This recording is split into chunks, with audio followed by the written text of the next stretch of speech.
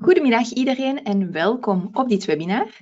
In dit webinar gaan wij het aanbod van Freestocks bespreken. En samen met Tom gaan wij ook nog een aandeel bespreken. Vandaag namelijk het ExxonMobil aandeel. Maar eerst gaan we dus het aanbod van Freestocks behandelen. Ik ga ook eventjes op onze website gaan. Dus met Freestocks kan u Amerikaanse aandelen en commissievrij verhandelen. Dus dat is een zeer mooi aanbod, ook zeer laagdrempelig. Dus u heeft toegang tot de Amerikaanse markten, waarop u die aandelen en opties verhandelt. De eerste optie die u dan bij ons heeft, is het commissiemodel. Voor zelftrade-rekeningen, de mensen die we op dit webinar aanspreken, raad ik aan om het zero-commissiemodel uit te kiezen. Daar betaalt u dus €0 of $0 voor het verhandelen van die Amerikaanse aandelen. Wij hebben een smart order routing naar alle beurzen en uitvoeringsplaatsen. Daarnaast zijn wij verplicht om de NBBO-regel toe te passen. Dus dat wil zeggen dat uw order steeds aan de beste bied- en laadkoers beschikbaar op de verschillende uitvoeringsplaatsen wordt uitgevoerd. En daarnaast heeft u ook geen maandelijkse inactiviteitskost. Het mini-commissiemodel bestaat er voor onze Stockbox-klanten, maar dat behandelen we in een ander webinar. Dus voor de mensen die aan zelftrading doen, kies het zero-commissiemodel uit. Wat u daarnaast nog qua diensten heeft, of waar u ook nog kan voor u aanmelden, daar hebben wij ook twee opties voor. U heeft het Free Pack en u heeft de geüpgrade versie voor €9,99 per maand. In de Free Service heeft u toegang tot de Amerikaanse markten, waaronder de meest gekende uiteraard Nasdaq en NYSE zijn. U heeft toegang tot short selling, een web- en een trading app voorhanden. Daarnaast bieden wij een overflow-tolerantie aan. Dit wil zeggen dat wanneer uw portefeuille net niet het bedrag van uw positie inneemt, dat wij deze toch nog toestaan. Daarnaast heeft u ook nog historische data en charts en real-time koersen tot uw beschikking wanneer u 1 order per maand uitvoert. Dus dit alles is gratis bij het uitvoeren van 1 order per maand. Aangezien dat we hier over de zelftrade-rekening spreken, is 1 order per maand uiteraard geen onoverkomelijk heuvel. Voor de geüpgrade versie heeft u ook nog toegang tot andere services van ons, waaronder de meest gekende of de meest gebruikte, de hefboom, de volledige hefboom. Dus dat wil zeggen dat u een 4-tegen-1 hefboom heeft intraday en een 2-tegen-1 overnight. Dus u kan intraday 4 keer, uw positie kan 4 keer zo groot zijn als als uw rekeningstand en tijdens de nacht 2 keer zo groot. Daarnaast heeft u ook een permanent demo-account en u heeft ook telefoon- en chatsupport gratis ter beschikking voor u. Dus dit is eigenlijk de voorstelling van het zelftrade-rekening, van de zelftrade-rekening. Dus eigenlijk gebaseerd op 2 keuzes heeft u uw rekening samengesteld. Wanneer we nu gaan kijken naar het platform, is het ook een zeer gebruiksvriendelijk platform. De opties die u heeft zijn het account, alle zaken gelinkt aan uw rekening, dus waaronder account. Dus hier kan u uw account transacties, uw orders, uw posities, een pagina eigenlijk helemaal gelinkt aan uw account gaan opstellen. Daarnaast de tweede zaak die wij voorhanden hebben, is alle informatie gelinkt met de markten. Waaronder de meest gekende, de chart. U heeft ook mogelijkheid tot een watchlist. We hebben mogelijkheid om de time and sales te afficheren. En daarnaast heeft u een mogelijkheid om alerten op te stellen, kalenderalerten op te stellen. Dus uit deze 2 opties kan u zelf uw pagina's gaan samenstellen. Het gemakkelijkste, wat ik het gemakkelijkste vind, is bijvoorbeeld hier een workspace te maken, gelinkt aan uw rekening, dat u dan ook rekening noemt. En dat u dan gaat kijken van in de account welke informatie u graag wilt positioneren. Dus u heeft hier posities. U kan hier dan al uw posities gaan nakijken. Ook uw lopende orders kan u gaan opstellen. En dan kan u eigenlijk zelf beslissen hoe u graag de layout van deze workspace ziet. Een tweede workspace zou ik linken aan alles gelinkt aan grafieken. En kan u grafieken noemen. En ook hier dan kan u in de market gaan kijken en kan u er een grafiek inzetten. U kan er bijvoorbeeld een watchlist gaan inzetten. En u kan deze twee gaan linken met elkaar, waardoor dat wanneer u naar de watchlist gaat kijken, u heeft bijvoorbeeld publieke watchlists, namelijk de Nasdaq 100. En dan kan u deze gaan linken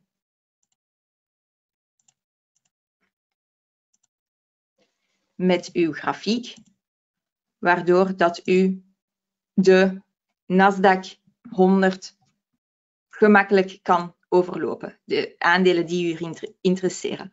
Uiteraard hier, dat zijn zelf opgestelde watchlists door ons. Als u zegt, ja, de Nasdaq 100 interesseert me niet volledig. U kan zelf een persoonlijke watchlist gaan opstellen met 10, 20 aandelen die interesseren. En u kan deze linken aan een grafiek, linken aan de time and sales, waardoor u steeds de actuele informatie ziet. Ook hier, als we gaan zeggen van ik zou graag de time and sales zien, kan deze hier ook worden geafficheerd. Dus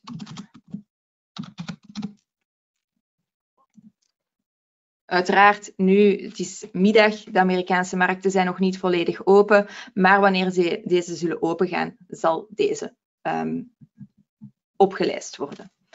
Als we dan naar het meest belangrijke gaan kijken, namelijk de grafiek, is dit ook zeer makkelijk te parametreren voor jullie. De eerste optie is uiteraard het aandeel die u kan selecteren. Je kan hier, we zullen nu al direct het aandeel die we gaan bespreken erop zetten. Oftewel geeft u het tickersymbool in, oftewel geeft u de beschrijving van het aandeel aan. En dan ziet u dat het aandeel direct op de grafiek wordt gezet. Hier ziet u ook uw rekening. De aggregatie kan zeer gemakkelijk worden aangepast. Hier staat die nu standaard op 1 minuut, maar u kan die naar 1 dag uit gaan veranderen, waardoor u meer historische data ter beschikking heeft. Daarnaast voor het voorstellen hebben wij een barchart, een candle of een lijn. En daarnaast is het mogelijk om met een crosshair te werken. Dus u zegt van crosshair, dan gaat u over de grafiek en ziet u per kaars wat de open, wat de close, wat de high en de low van die kaars was. Hier met deze tool, de limiet en de stop, kan u zeer gemakkelijk een limiet gaan zetten in de markt of een stop gaan zetten in de markt. Dit is een tekentool, waardoor u een trendlijn kan plaatsen, een prijslijn, een ovaal kan tekenen. Dus heel veel, ook de Fibonacci's hebben wij ter beschikking, dus heel veel tekenmogelijkheden. U heeft de mogelijkheid om uit te zoomen, in te zoomen. En u heeft de mogelijkheid om indicatoren erop te zetten. We hebben hier, dit is een lijst van een 90-tal indicatoren. En u kan er maximaal 8 in de grafiek zetten. Als u bijvoorbeeld naar, ik heb hier de MACD, kan u deze parametreren.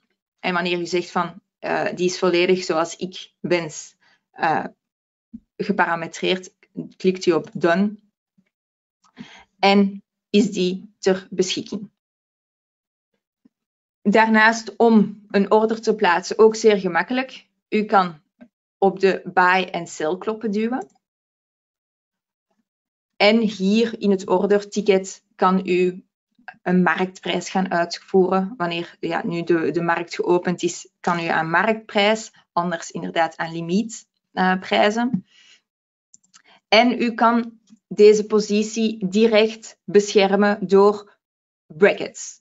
Dus een stop, een limiet. En bij ons noemt hij exit OCO. Dus als u hierop duwt, kan u uw positie parametreren en kan u deze ook direct laten beschermen. Ook moest u met verschillende contracten in de markt willen gaan, met 2 contracten, 3 contracten, kan u die op verschillende niveaus laten uitstoppen. Oftewel stoppen, oftewel door de limiet te bereiken.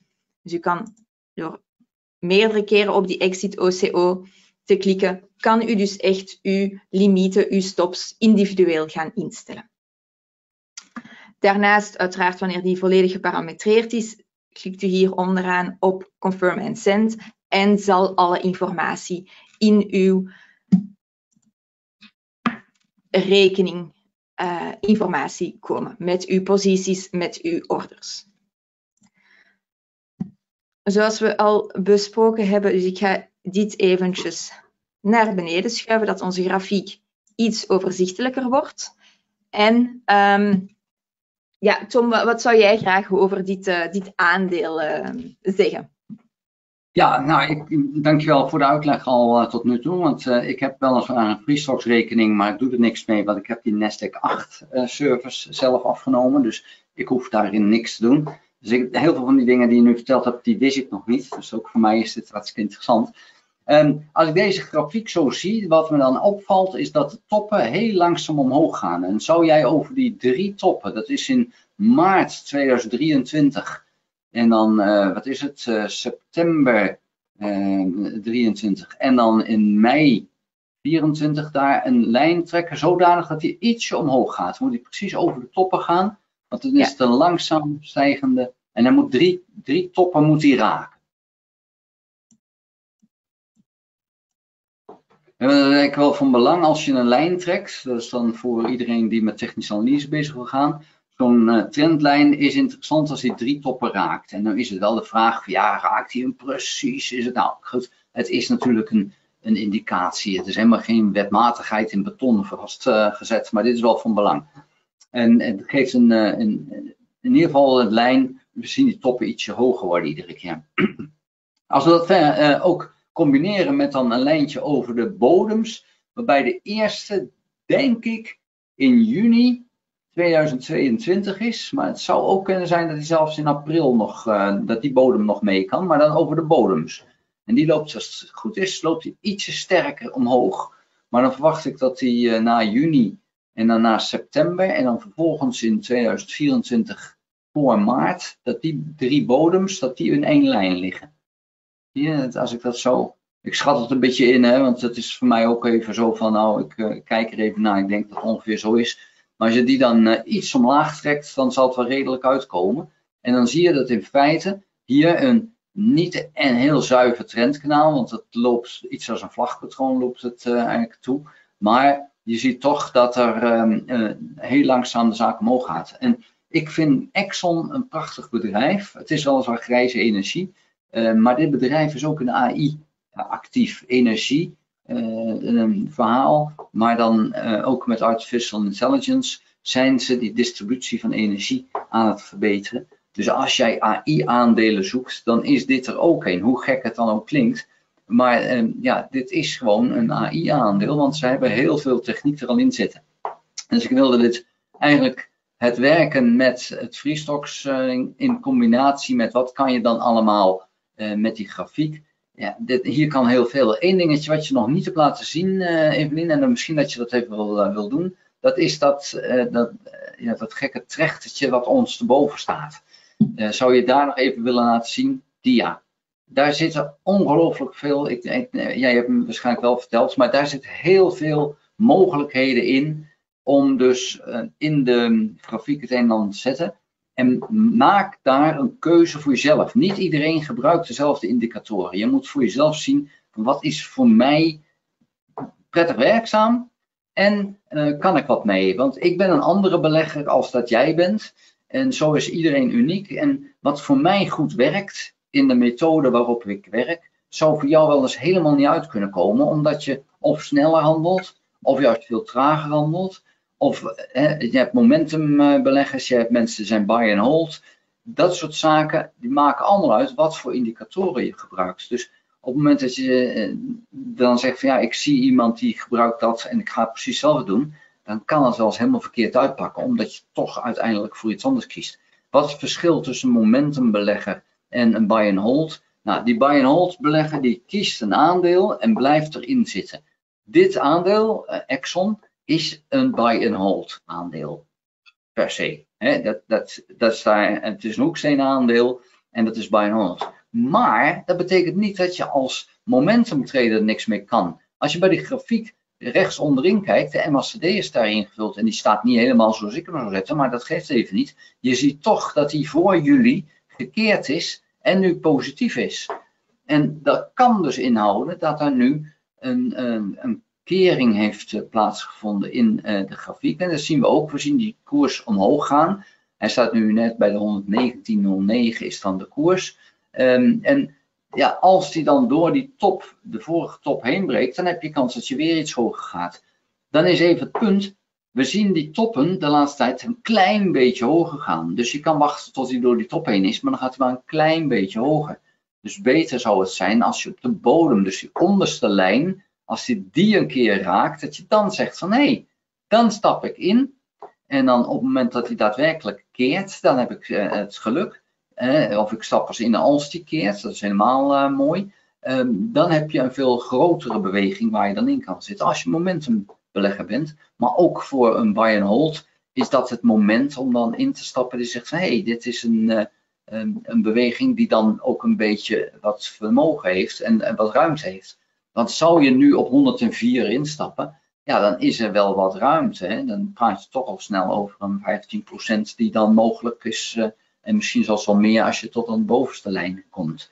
Kijk, en dan vind ik het al interessant om te zeggen als momentumbelegger van hé, hier zou je wat kunnen. Maar dit is dus niet het moment voor momentumbeleggers. Voor de buy and holds, ja, dan is het ieder moment goed als je je positie maar niet in één keer koopt. Dus zeg dat je bijvoorbeeld in 3 keer een positie koopt. Ja, dan doe het nu over een maand en over 2 maanden. Hey, prima, dat zou een manier kunnen zijn om een positie op te zetten. Maar zo moet je dus jezelf zelf zoeken naar wat voor jou lekker werkt en waar je je goed bij voelt. Er is gewoon geen beste manier, omdat iedere belegger anders is. Ja, eigenlijk wat mij betreft, Evelien, was dat het stukje met Exxon. Een extra dingetjes, indicatoren erin zetten zou kunnen, maar ja, je hebt er al eentje uitgelegd. Misschien zou je er eentje bij kunnen zetten om te laten zien wat er dan gebeurt. Een indicator, het maakt me niet uit welke. Bijvoorbeeld hier de Simple Moving Average. En dan deze wordt dan direct in de grafiek getoond. Ja, en die kan dan ook een indicatie geven van hey, waar gaat het naartoe, in ieder geval de beweging. Deze is wel heel erg volgend, dus dat is ja, bijna de koers zou ik zo zeggen. Dan zie je dat die ook inderdaad een beetje verhogen, hè? Ja, ja, zo ja. Kijk, dan heb je wat meer dat hij een trend aangeeft. En nu zie je dus, wat ik net al zei, van die MACD zie je dat ook. Hij is gekeerd en dat zie je ook zelfs in de MA50.